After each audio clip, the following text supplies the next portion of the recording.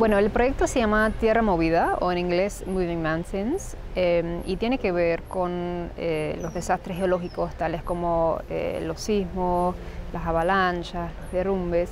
Inició en el 2018 y la idea es ir recopilando la herencia de estos desastres, los impactos de esos desastres a largo plazo. Llegué hasta Perú porque había hecho trabajo en Venezuela, en la costa venezolana, acerca de la tragedia de Vargas. Y luego había hecho otro caso de investigación en Colombia con la erupción del Nevado de Ruiz en el 1985. Y de ahí pues muchas personas me habían hablado del terremoto de 1970 y el sismo Alud que provocó en Yungay el 31 de mayo de ese año. Bueno, había muchos testimonios, muchos libros acerca del caso, pero no habían estudios académicos, había poco trabajo periodístico.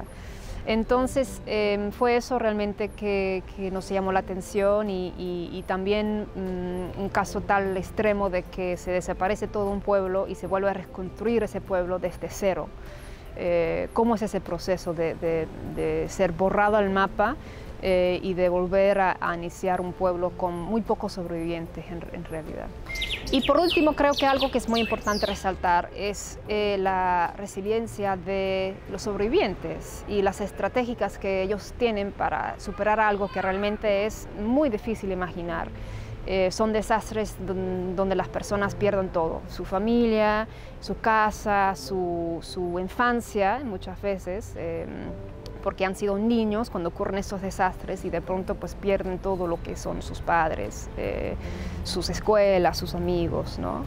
Esas personas pues hoy día tienen 50, 60, 70 años y por decir que hayan superado estos eventos traumáticos, no. O sea, yo creo que es muy difícil superar.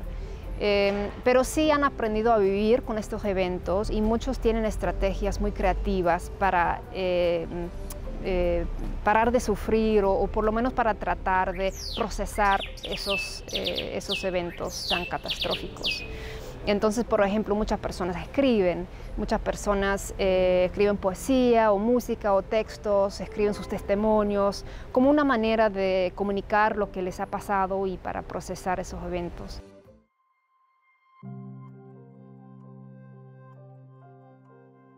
Yo llego por primera vez a la UPC, de hecho porque mi universidad, Leeds, tiene varios convenios con la UPC. Entonces llegué para dar una charla a estudiantes de la UPC que querían hacer una maestría o un estudio de posgrado en la Universidad de Leeds.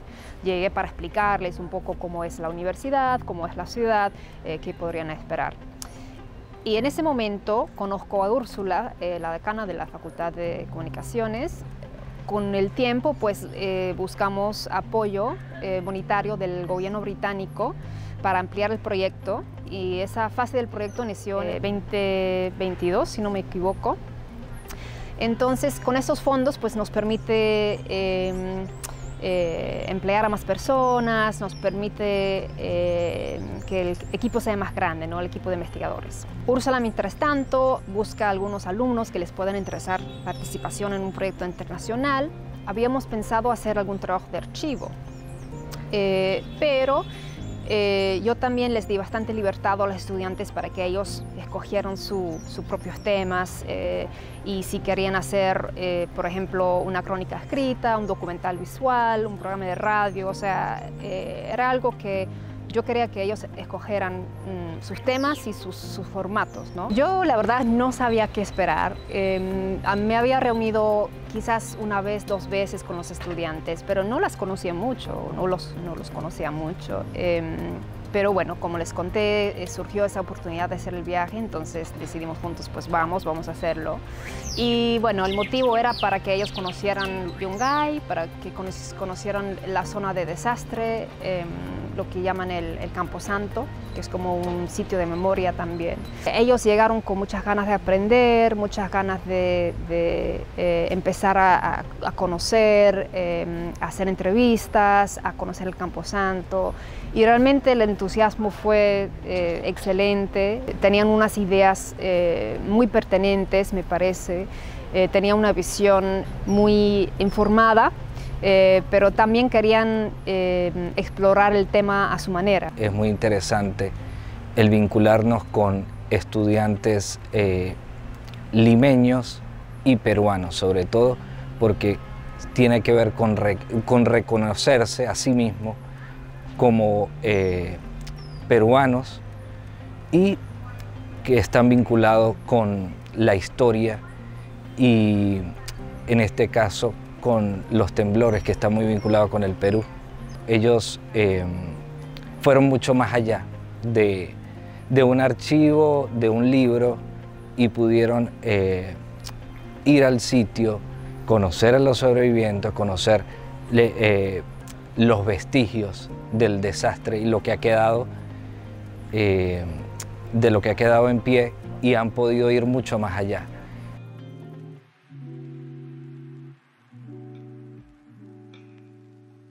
Nosotros hemos estado la mayoría del tiempo en Nuevo Yungay, que es entrevistar a los sobrevivientes, por ejemplo, el profesor Javier León, que él fue sobreviviente. Él estaba estudiando, pero también se encontraba en Yungay en el momento del terremoto, y él se salvó en una zona que es atrás del cementerio. El cementerio es alto, entonces varias personas escalaron ahí. Por ejemplo, otra sobreviviente que entrevistamos, la profesora Daisy Mori, pero él se salvó atrás del cementerio en unas piedras altas. Y él nos cuenta toda su historia, y él tiene un espacio, él es el presidente de la Casa de la Cultura de Yungay, donde él preserva la historia del pueblo en general, desde que se fundó, desde Ancash, etcétera, las primeras personas, hasta la historia de la tragedia. Tienen bastantes recortes, por ejemplo, de periódicos que a mí me sirvieron mucho. Tuvimos la libertad de elegir nuestros temas para hablar sobre Yungay. Yo trabajo con Tamara y con Ashley, mis compañeras. Estamos haciendo un documental o un reportaje, estamos viendo eso todavía. Y bueno, tuvimos la oportunidad de ir a Yungay, hemos vivido varias experiencias, hemos visto varias realidades también en el lugar, y queremos contar todo eso en nuestro trabajo, ¿no? Antes de poder hablar con los sobrevivientes, Rebeca nos había comentado que es un tema sensible, pues, ¿no? Porque es recordar esos sucesos que ellos pasaron. Sí hemos tenido la oportunidad de hablar con un par de sobrevivientes, nos contaron sus historias, tuvimos la oportunidad de escucharlas. Cuando ellos nos contaban, creo que todos quedamos anonadados, también sentimos esa tristeza que ellos sufrían. Ellos llegaron en momentos a quebrarse al contar sus historias. Y bueno, sí hemos tenido la oportunidad de escucharlos, y esperamos también poder contar sus historias. Nuestro itinerario de viaje era bastante apretado, porque todos los días teníamos entrevistas con sobrevivientes. Está el señor Javier, que es el que maneja la Casa de la Cultura de Yungay, que básicamente es un lugar donde tú puedes observar la historia de Yungay y básicamente del terremoto. Entonces conversamos con él también era un sobreviviente, conversamos con la señora Aurea, que también se salvó, y con la señora Daisy. La mayoría, los tres son profesores, eso es lo interesante, y son personas que se fueron de Yungay después del terremoto, pero volvieron. Y te das cuenta cuando conversas con ellos que es una herida que todavía no cierra, porque te cuentan la historia y lloran y sufren porque ha sido algo tan traumático para ellos, perder a su familia, perder a su casa, comenzar otra vez desde cero. Y eso realmente ha sido lo que nos ha tocado, porque una cosa es tocar un tema, o sea, que te interesa, y la otra es conocer, o sea, lo que hay detrás, ¿no? Las personas, como que el lado más humano, y como que realmente te motiva a hacer algo por ellos. Cuando fuimos a Camposanto, que es en realidad la ciudad sepultada, sientes muchas cosas, por lo menos yo, porque estás pisando lo que era una ciudad, ¿no? Estás pisando... Es un cementerio donde no hay tumbas, yo lo veo así, ¿no? Como que hay mausoleos, hay recuerdos, hay reconstrucciones, pero finalmente es un cementerio sin tumbas. Entonces, caminas ahí y nosotros teníamos esta noción de respeto. Yo escogí hacer una crónica que está como dirigida a lo que fue un circo. Justo el día que hubo el terremoto y el aluvión hubo un circo donde se salvaron muchos niños, porque coincidentemente hicieron una invitación para que niños de bajos recursos vayan como sin entrada, ¿no? O sea, que entren al circo, y muchos de ellos se salvaron, y a raíz de esto muchos chicos quedaron huérfanos, y ellos viajaron a muchas partes del mundo, o se fueron a conventos, o vinieron acá a Lima. Entonces he querido como conectar esos dos temas que no se han tocado y hacer una crónica, ¿no? Una historia un poco de este contraste de un circo en medio de una tragedia, ¿no? Uno de los temas que me gustó más a mí es esta idea de que hay dos Yungays, el antiguo Yungay y el nuevo Yungay. O sea, del antiguo Yungay ya no queda nada, está totalmente muerto.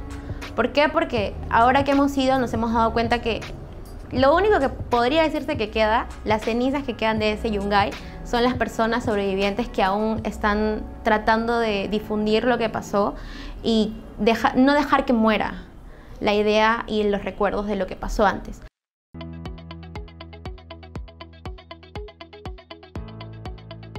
Ha sido interesante porque hemos tenido un viaje aproximadamente de 5, 6 meses, viajando por todo Ancash, por sus lagunas, caminando, reconociéndonos en una vasta geografía, y esas caminatas que bueno, el bebé Leonardo de alguna manera hace 5 meses vino en brazos y va a poder salir caminando de aquí del Perú. No ha sido sin desafíos, o sea, el bebé tiene 18 meses, mi esposo también trabaja en el proyecto, así que bueno, estamos juntos casi todos los días. No suele ser fácil, ¿no? O sea, el trabajo de investigación, a veces necesitas la tranquilidad, necesitas la independencia para asistir a reuniones, entonces a veces sí es difícil con el bebé, pero yo creo que mucho más difícil, o digamos mucho más que difícil, sería la alegría que trae, ¿no? Poder estar juntos,